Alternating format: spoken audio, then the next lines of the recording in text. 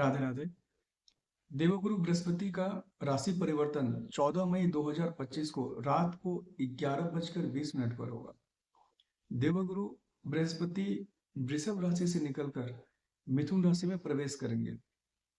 तो गुरुदेव का यह गोचर मेष राशि से लेकर मीन राशि पर्यंत तक किन राशियों पर क्या क्या गुरुदेव का प्रभाव रहेगा, आइए थोड़ा जान लेते हैं। तो राशियों के क्रम में सबसे पहले बात कर लें मेष राशि की। तो मेष राशि से गुरुदेव का यह गोचर तीसरे भाव में हो रहा है और यहाँ गुरुदेव नवम और 12वें के स्वामी होकर तीसरे में गोचर करेंगे।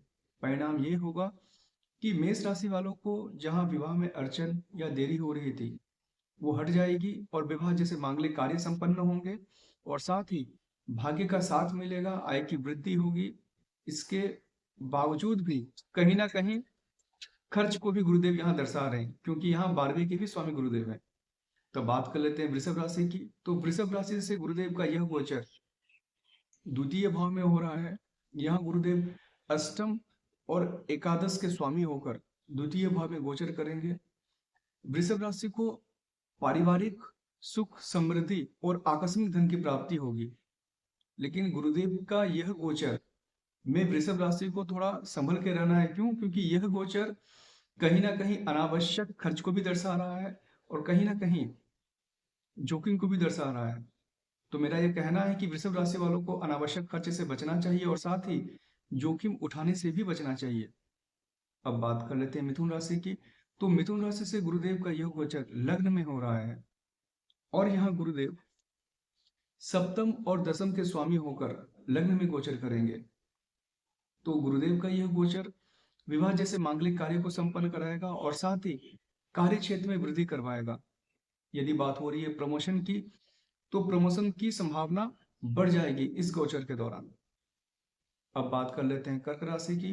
तो कर्क राशि से गुरुदेव का यह गोचर द्वादश भाव में यानी 12वें भाव में हो रहा है और यहाँ गुरुदेव नवम के स्वामी यानी छठे और नवम के स्वामी होकर द्वादश भाव में गोचर करेंगे। तो गुरुदेव का यह गोचर कहीं ना कहीं कर्क राशि वालों को भाग्य का साथ तो देगा, लेकिन थोड़ा स्वास्थ्य पे भी कर्क राशि वालों को यहाँ ध्यान देने की आवश्यकता रहेगी। अब बात कर ले सिंह राशि की। तो सिंह राशि से गुरुदेव का यह गोचर एकादश भाव यानी 11वें भाव में हो रहा है और यहाँ गुरुदेव पंचम भाव के स्वामी और अष्टम भाव के स्वामी होकर एकादश भाव में गोचर करेंगे। तो कहीं ना कहीं संतान के योग की प्रबल संभावना बनेगी, खासकर पुत्र संतान की प्राप्ति की प्रबल संभावना बनेगी।